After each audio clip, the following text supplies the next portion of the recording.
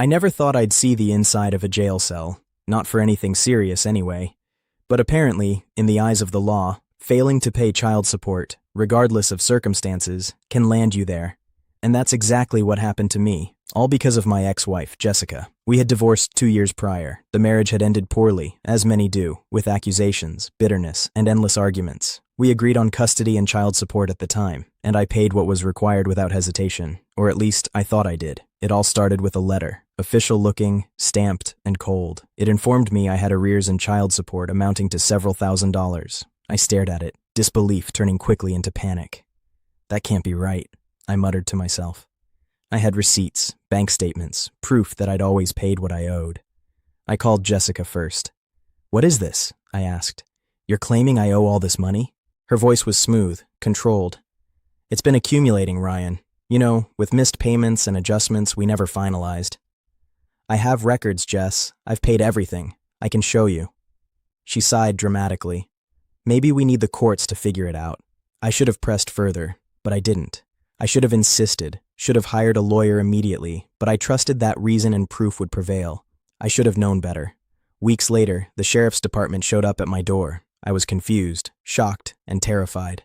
"You're placing me under arrest?" I asked.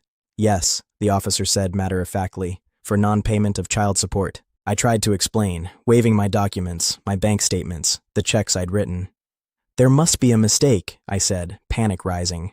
But they weren't interested in my words. The warrant was clear, the law was clear, and within minutes I was in handcuffs, my heart sinking as I was escorted to the local jail. Sitting in the holding cell, I felt every emotion at once: fear, anger, disbelief, humiliation. How could this happen? I had never missed a payment. I had never shirked responsibility. And yet, here I was, being treated like a criminal. The following days were a blur of hearings, paperwork, and stares from other inmates.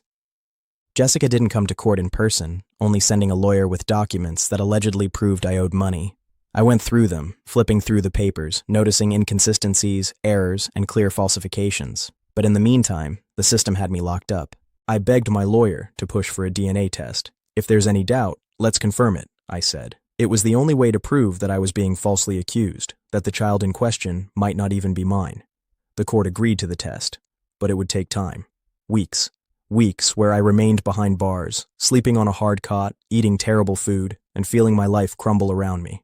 During this time, my ex-wife didn't reach out. Not a single text, call, or visit.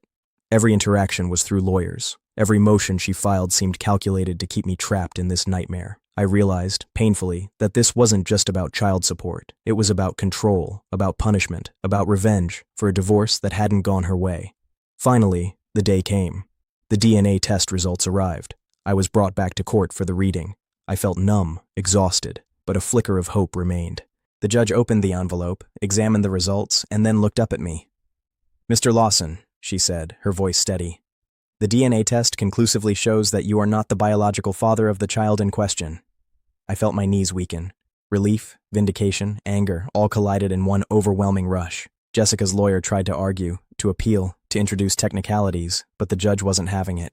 "This case is dismissed. Mr. Lawson is released immediately." I couldn't speak. I could only nod, feeling the weight of the past weeks lift slightly. The handcuffs were removed. The sheriff led me out, and the first thing I did was breathe deeply, tasting freedom like I hadn't in days. Walking out of the courthouse, I thought about what had just happened. I had been falsely accused, jailed, humiliated, all because someone I had once loved decided to weaponize the system against me, and yet justice had been served, though the scars of betrayal remained. I never spoke to Jessica again. I blocked her number, changed my routines, and focused on rebuilding my life. Friends and family rallied around me, helping me navigate the aftermath. But no one could erase the memory of sitting in that cell, wondering how a person I trusted could betray me so completely.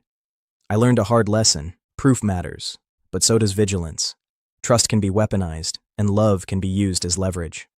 I had thought marriage, divorce, and responsibility were straightforward, but I had underestimated the lengths someone could go to manipulate the system for personal gain. Even now, years later, I sometimes relive those weeks in my mind, the cold metal of the handcuffs, the fluorescent lights of the holding cell, the hopeless feeling of being trapped for something I didn't do. But I also remember the moment the judge spoke, the moment freedom returned, the moment clarity shattered the lies. It doesn't erase the betrayal, but it does remind me that truth, eventually, comes out, and that even when someone tries to destroy you using the law, persistence, evidence, and patience can restore your life. Most of all, I learned to protect myself, to question motives, and to never assume that love or trust will protect you from someone's vindictiveness. And while Jessica's betrayal left a mark I can't forget, it also taught me resilience, courage, and the importance of never giving up, even when the world seems stacked against you.